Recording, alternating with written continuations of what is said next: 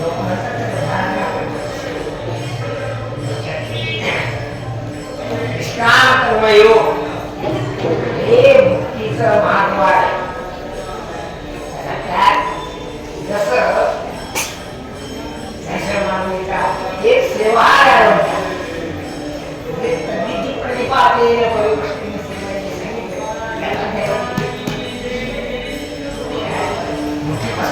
सेवा बहुत सेवा प्राप्ति नारद मुनी आहे जीवन मुक्त अवस्था आहे प्राप्ती आहे ती मुख्यतः महापुरुषाच्या सेवा प्राप्त होते. सांगते आणि सांगतो शिवता सकळ गुरुकृपा सात्र सांगतात. वसंताच्या मुळे पार्वती झाली फळवारीमध्ये उष्णेली आता शेती शास्त्र गुरुकृपीची करी विषयासक्त आसक्त पुरुषाच्या पुरुषाला प्रपंचावर अवलंबून टाकून हरिचरण सेवा करणारे जमत नाही आसक्ती उतरले तर मारलं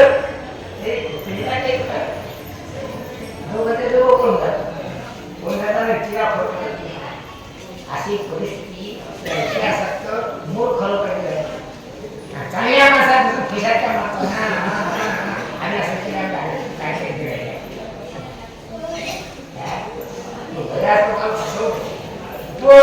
हा तो निवाड्याचा ठाव खरा खोटा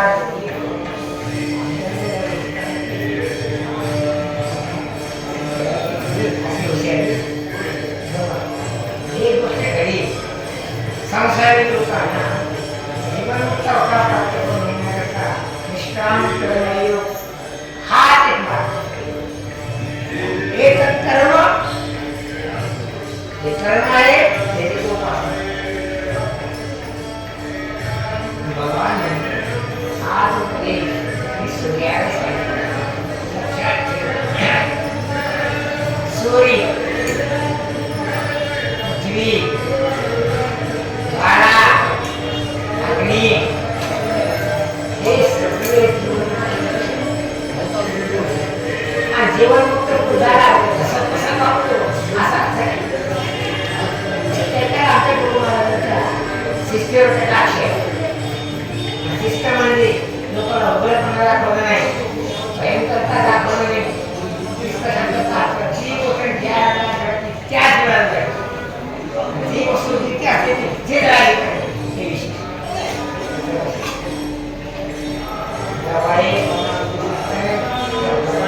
म्हणजे भावना नाही, जवळपणा म्हणजे भक्ती नाही.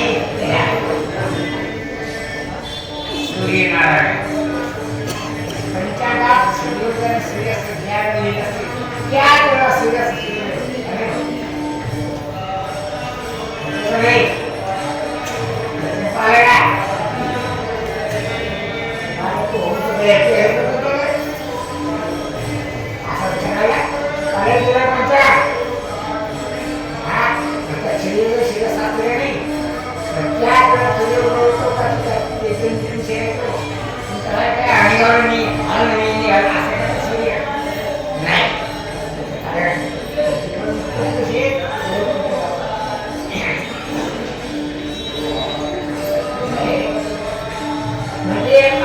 काम करणं म्हणजे श्रद्धा नाही, निष्ठेत काम करणं म्हणजे भावना नाही. तुम्ही पाहता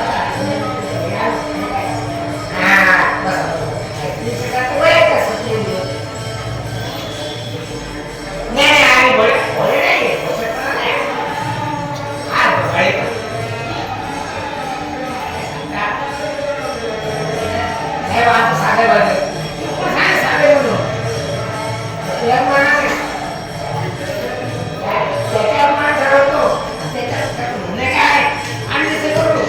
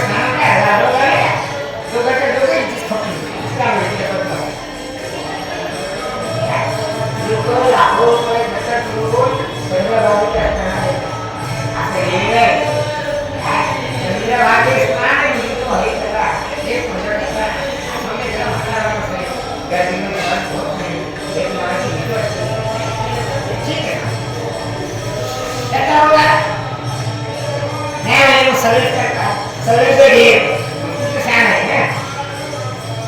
कसं आहे माझ्या करणं काय किती माणसं लावली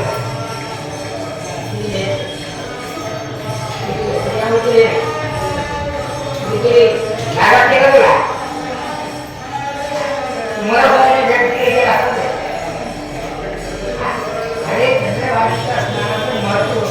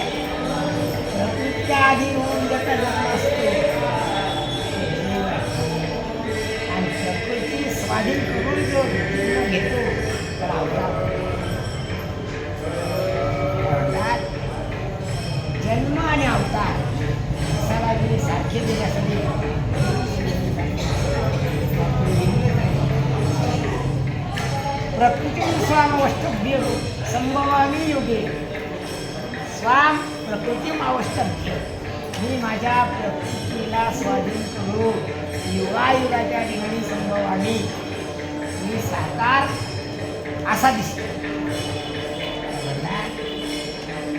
माझ्या डोळ्यानं पाहायला, माझ्या डोळ्यानं पहा मी कोणी दिसतो.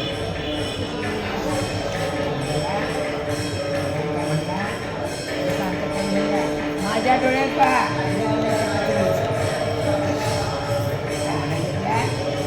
माझ्या डोळ्यानं पहा. तसा तू आमच्या दृष्टीनं पहा, समजून किती सांगायचं. माझ्या डोळ्यानं पहा, माझ्या डोळ्यानं पहा. आणि सुने का म्हणून रे सावध, माझा घेऊन या बोल. माझी दृष्टीतून तू पहा की तुला प्रपंचात किती किंमत आहे. तू माकडासारखं तो सांग ना, माझीच पहा, माझीच पहा, माझीच पहा. अरे कोण पाहिजे का मग तू तर आपापल्या काळात कोण पाहिजे असे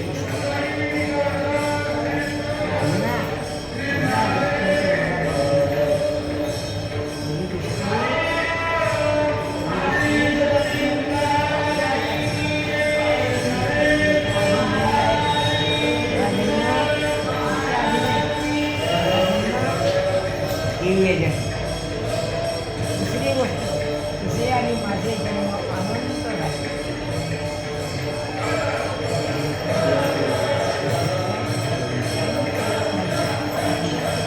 सर्वांनी अहंवेत्थ त्या सर्व जन्माला दिला.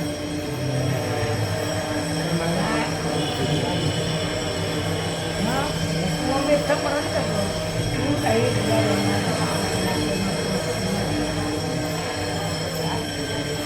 इथे नागपूर चालला पण तिथल्या पोटात होईल माहिती काय. आणि तू नागपूर चालायला लागला ते काय म्हणते, अरे बदमाशा तुझी संगत केली म्हणून मला ही अवस्था प्राप्त झाली.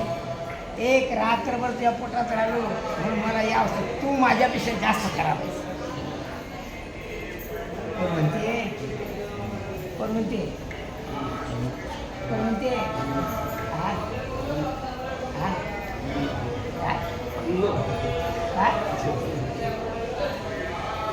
काय म्हणते रे, तू माझ्यापेक्षा मला कोण नाक गबून सांगाल तू. अरे तू चांगला दिसला म्हणून मी तू संगत केली.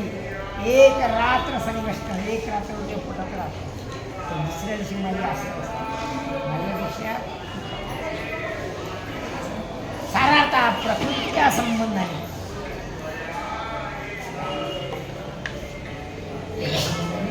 प्रकृतीच्या संबंधाने तू असल्या कारणाने तू तुझे जन्म जाऊ शकतो. आणि म्हणजे श्रीकृष्ण म्हणे परमेश्वरा,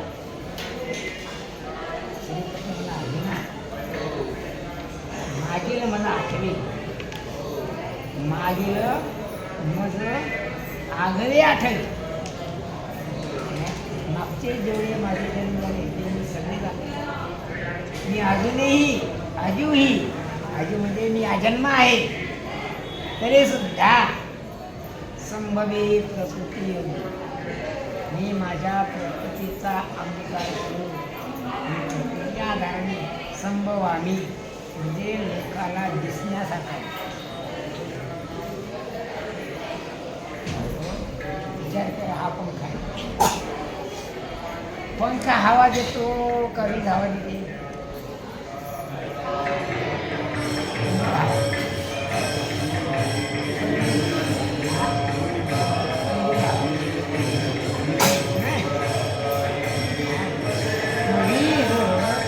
वाली काय फळं दिसली काय, तसा देव सर्व क्रिया म्हणजे लोक म्हणतात बा ते नामदेव महाराज अशा भावनेने खेळ. म्हणजे त्याच्या प्रकृतीचा विचार करून प्रकृती प्रकृती कर्म करते,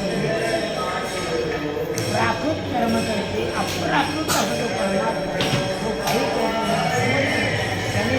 समजण्याचं सांगितलं की परमात्मा आमच्यावर खेळत होता, बोलत होता.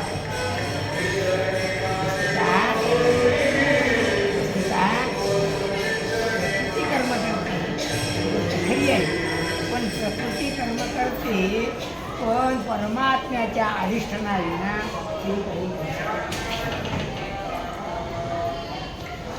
असं आहे. त्याप्रमाणे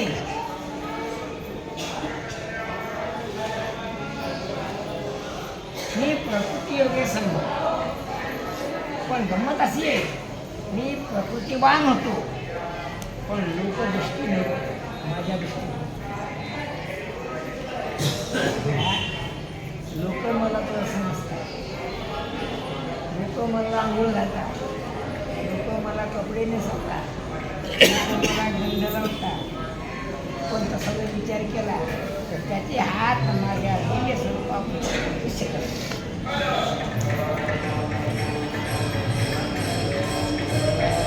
पण लोकांचा उद्धार व्हावा म्हणून, लोकांची भावना राहिली म्हणून मी तसं मान्य करून घेतो, पण मी माझी पूजा केली. वस्तुतः तो माझी पूजा करू शकत नाही, कारण त्याचे हात पाषाणापर्यंत जातात, पण त्या तुम्ही आहे तुमच्या हातात.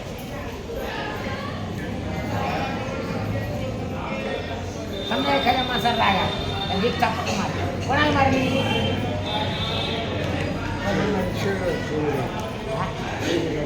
हा काय म्हणतो हाच मूर्ख. कारण तू जो आहे तुझ्यापर्यंत त्याची चापट जाऊ शकतो. गुणागुणेषु वर्तंत इति मत्वा न सत्य, म्हणजे प्रकृतीचा स्पर्श होतो का नाही. अप्राकृत त्याच्यामध्ये जो मी लपलेला आहे उत्तरूपा नाही तिथपर्यंत त्याची सापड करू शकतो. हे ज्ञान ज्याला आहे तो परमात्मा आहे, हे ज्ञान ज्याला नाही तो जीव आहे. ध्यानात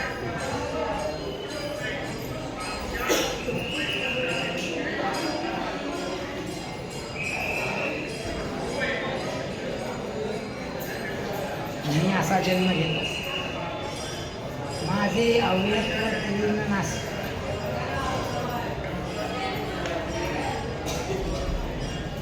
कोणी होणी जाणीव करू शकते.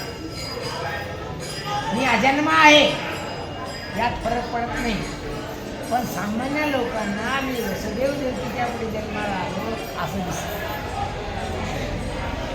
मला मी बुधवारी जन्माला आलो असे मूर्ख लोकांना वाटते, मी गोकुळात जन्माला आलो असं मूर्ख लोकांना वाटते, मी कंसाच्या बंदीशाळेत जन्माला आलो असं मूर्ख लोकांना वाटते. वस्तुतः माझ्या दृष्टीनं पाहिला असता मी जन्माला येत नाही, अर्थात माझे अजत्व न नाश, माझ्या अजन्म स्वरूपाला काही वाद न येता मी लोकांना जन्माला आल्यासारखं दिसतो. म्हणजे असं कधी शक्य आहे काय? कोणाच्या दृष्टीने? लोखंडाच्या दृष्टीने, म्हणजे लोखंडाच्या लोखंडत्वात वाद न येता ती हातोडी झाली का नाही? हातोडी आहे का लोखंड? मूर्खाला लोखंड आहे, ज्ञानाला नाही. मूर्खाला हातोडी आहे, ज्ञानाला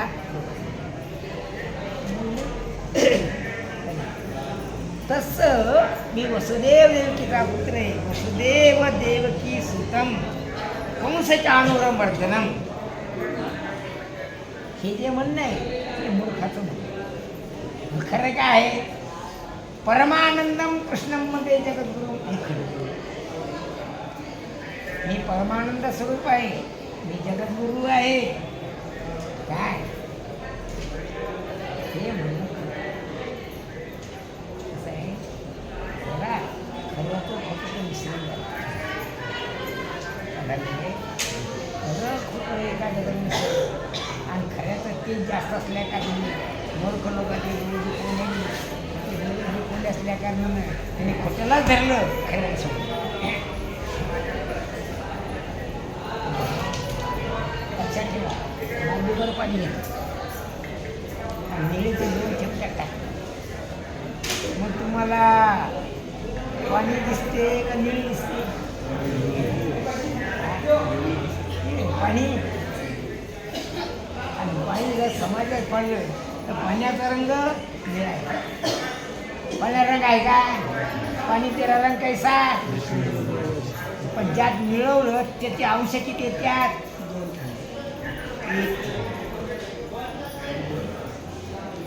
आणि बाकी तसं मायेचा अंश कमी जर असला पण मूर्खाची नजर मायेवर खेळली असल्या कारणानं जसं जसं मूर्खाला पाणी दिसत नाही काय दिसते? वीज दिसते.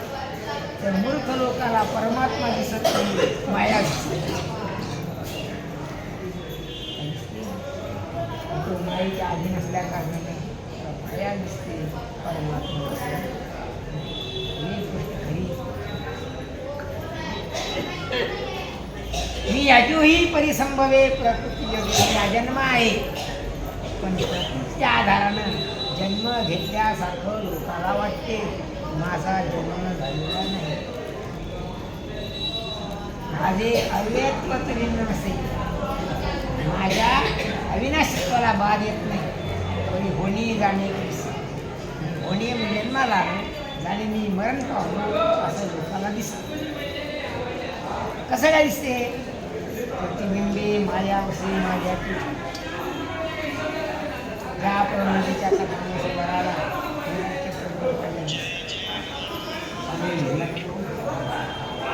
कपडे फिरावं लागतात काय?